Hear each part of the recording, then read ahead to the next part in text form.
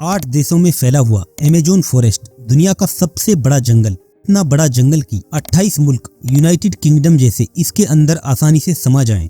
6.7 million square feet यानी 55 lakh square kilometre तक फैला हुआ एरिया, 1.4 बिलियन एकड़ जमीन तो सिर्फ खचाखच पेड़ों से भरी हुई है। 60% एरिया अमेज़न रेन फॉरेस्ट का ब्राजील में आता है। बाकी बचा हुआ 8 देशों में फैला हुआ है, जो कि ब्राजील से शुरू होकर Bolivia, Peru, Ecuador, Colombia, Venezuela और गुयाना तक फैला हुआ है। ये दुनिया की इकलौती एक ऐसी जगह है जहां हर रोज बारिश होती है। अभी जिस वक्त मैं ये वीडियो बना रहा हूँ उस समय भी बारिश हो रही है, जो कि साफ साफ फोरकास्ट में देखा जा सकता है। रेजुविनेट थिंग्स चैनल पर आप लोगों का एक अमेजिंग वीडियो में फिर से बहुत बहुत स्वागत है। अमेज़न फॉरेस्ट 55 मिलियन साल पुराना जंगल वैसे तो मिस्ट्रीज से भरा हुआ है, लेकिन हम चंद हैरतगंज मिस्ट्रीज के बारे में इस वीडियो में जानने की कोशिश करेंगे।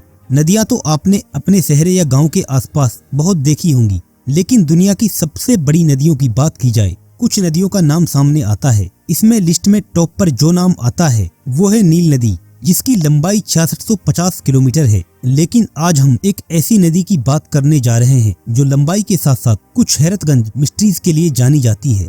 यह है दुनिया की दूसरी सबसे बड़ी नदी, जो कि अमेज़न जंगल से 9 देशों को कवर करती हुई 6400 किलोमीटर तक तेज रफ्तार से बहती हुई अटलांटिक ओशन में जा गिरती है। इस नदी को अमेज़न रिवर के नाम से भी जाना जाता है। ये नदी इतनी बड़ी है, इसका अंदाजा आप इस बात से लगा सकते हैं 2 लाख लीटर फ्रेश वाटर हर सेकंड समुद्र में सप्लाई करना, यानी इतना ज्यादा पानी जो बड़े बड़े स्विमिंग पूल को एक ही झटके में फिल कर दे। लेकिन इससे भी ज्यादा हैरान करने वाली बात यह है 6400 किलोमीटर लंबी नदी को पार करने का खिताब केवल एक बंदे के नाम है, वो है मार्टिन स्टर्ल। मार्टिन स्टर्ल को इस नदी की टोटल डिस्टेंस को कवर करने में 66 दिन का समय लगा था।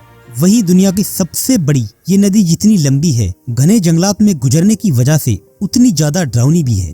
फिशेज की प्रजातियों की बात की जाए तो लगभग 3000 फिश प्रजातियां इस नदी के अंदर पाई जाती हैं। वही इनमें से कुछ फिश तो इतनी खतरनाक हैं जिनके बारे में जानकर आप हैरान रह जाएंगे। इसमें जो पहला नाम आता है वो है इलेक्ट्रिकल ईल। ये फिश इतनी डेंजरस है, यदि किसी ने गलती से भी इसको छू लिया तो समझो वहीं पर मौत है। ये फिश 850 वोल्ट का इलेक्ट्रिक शॉक देती है। कई ऐसे सबूत हैं जिसमें इस फिश ने इलेक्ट्रिक शॉक के जरिए इंसान और बड़ी बड़ी मखलूकात को चंद मिनटों में निपटा दिया। इस फिश के खतरनाक होने का अंदाजा आप इस बात से लगा सकते हैं, एक नॉर्मल बिजली के बल्ब को 110 वाट करंट की जरूरत होती है, लेकिन इलेक्ट्रिकल ईल द्वारा जनरेट किया गया शॉक 850 वोल्ट का होता है, जो कि एक बल्ब के मुकाबले 8 गुना ज्यादा। लेकिन एक बात है जो यहाँ राहत दिलाती है, वो है इलेक्ट्रिकल ईल हाईएस्ट शॉक तभी देती है जब वो अटैकिंग मोड में होती है। इस नदी के अंदर इलेक्ट्रिकल ईल के अलावा चंद कुछ खतरनाक जलीय जीवों की बात की जाए तो उनमें क्रोकोडाइल, पिरान्हा और बुल शार्क जैसे भयानक जलीय जीवों का नाम आता है।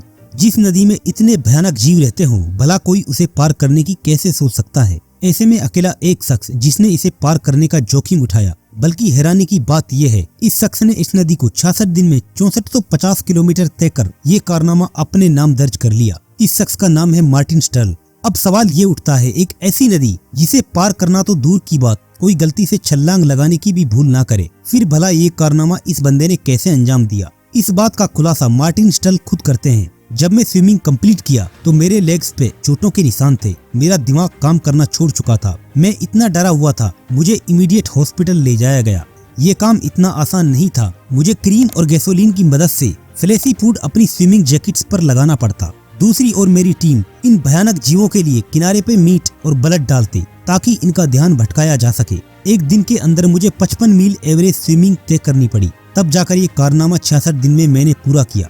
ये जंगल जितना बड़ा है उतना ही खूबसूरत भी। इसकी खूबसूरती में 4 चांद लगाते हैं। यहाँ फल फूलने वाले पेड़ पौधे और हजारों किस्म की मखलूकात, 60,000 किस्म के स्पीसीज को अमेज़न जंगल में डिस्कवर किया जा चुका है। वहीं यदि वाइल्ड लाइफ की बात की जाए तो 430 स्तनधारी, 1300 पक्षियां, 378 रेंगने वाले और 400 से भी ज्यादा पानी में रहने वाले जीव जंतु मौजूद हैं। वहीं कीड़े मकोड़े की बात करें तो अभी तक 2.5 मिलियन से भी ज्यादा साइंटिस्ट डिस्कवर कर चुके हैं।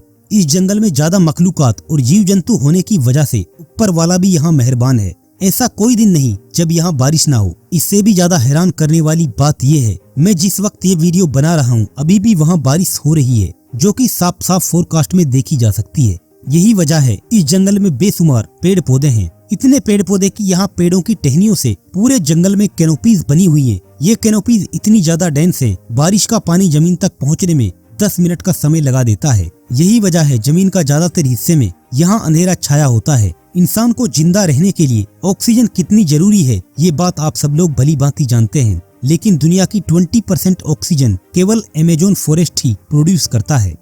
फ्लावर्स और पौधे तो आपने बहुत देखे होंगे, लेकिन अमेज़न फॉरेस्ट के अंदर एक पौधा ऐसा है जो खूबसूरती के साथ साथ इतना ज्यादा मजबूत है, एक आम इंसान का वजन आसानी से सह ले। इस पौधे को जायंट वाटर लिली के नाम से जाना जाता है। इस पौधे का डाया 10 मीटर है, जो कि 250 किलोग्राम वजन को आसानी से होल्ड कर सकता है। ये जंगल जितना खूबसूरत है उतना ही डरावना। वही बात की जाए कुछ खतरनाक रेंगने वाले जानवर की, तो इसमें सबसे पहला जो नाम आता है वो है green anaconda. Green anaconda America के साउथ में और ब्राजील में पड़ने वाली अमेज़न रिवर के बेसिन में पाया जाता है।